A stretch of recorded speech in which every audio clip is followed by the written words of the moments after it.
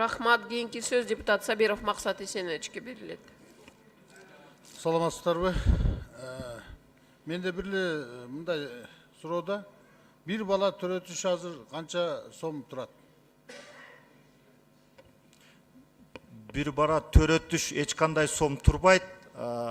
Сиз айтканда мен сурооңузду түшүндүм. Бул жерде мамлекеттик кепилдик программасы бүгүн жеткиликтүү болбой атат. Ошон үчүн мамлекеттик мекемелерде эч кандай бекер бул кепилдик программасы боюнча.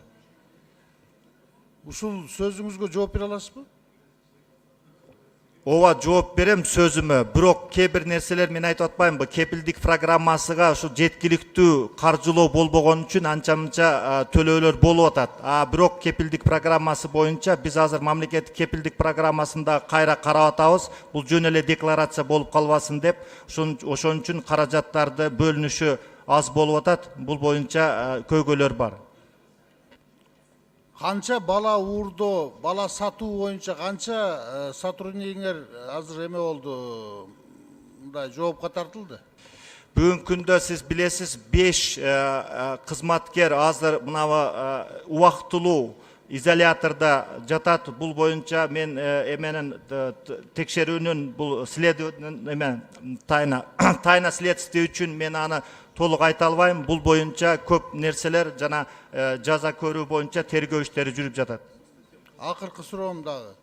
Мектеп окуучуларынан боюнда болуп, балалуу болуп аткандар болуп атат. Канчасы выявить эттиңер силер?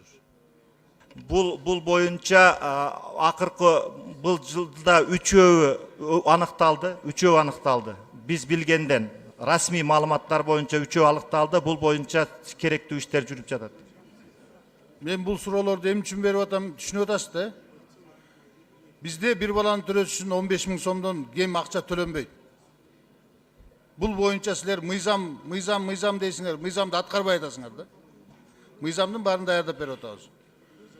Андан тышкары, мына бала сатуу боюнча, тиги боюнча иштерди, коррупционный схемалардын баарын роддомдордогу эч качан жое албай атасыңар. Андан тышкары мынакей өзүңөргө айткандай мектеп окуучуларынан жанагындай нерселер эми союздун убагындагыдай кандай жесткий эле эми азыркы замандын мыйзамында чыгарып берип атабыз. Бул азыр силер ушундай мыйзамдарды алып келип атасыңар, биз оңдоп берип атабыз. Эч кандай натыйжа жок болуп атат да, мен ошон үчүн айтып атам да. Бул элдин эң көйгөйлүү маселелерин алып чыгып атасыңар. Бирок ошол мыйзамдар аткарылбай атат. Буга чейинкилерин да аткарбай атасыңар. Жазылып тургандарды.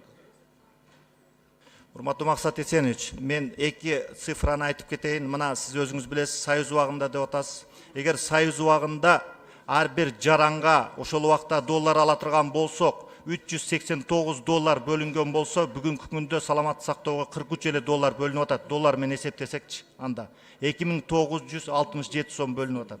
Бул боюнча биз кепилдик программасы жөн эле декларация болуп калбасын деп, азыр мына өзгөртүүдү киргизип кепилдик программасына дагы. Сиз айтканыңыз туура. Эми мен түшүнүп атам.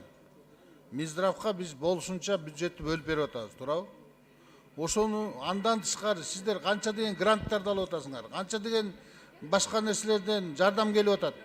Ошонун баарын бириктирип, мисалы үчүн азыр главврачтарды билбейм мен, Союздун убагында кандай жашачу эле, азыркы главврачтардын жашоосун көрүп көрүңүз.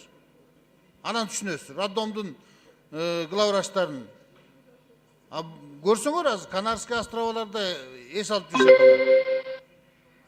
Анан келип алып силер моякта жомокто айтып атасыңар да. Балдар азыр бесплатный төрөлөт. Бардыгы жакшы, бардыгы. Убакыт кошуп коюла. Биринчи ушундай мыйзамдарды өзгөртүп алып келерден мурун турган мыйзамды аткарсаңар, жакшы болот эле да. Рахмат.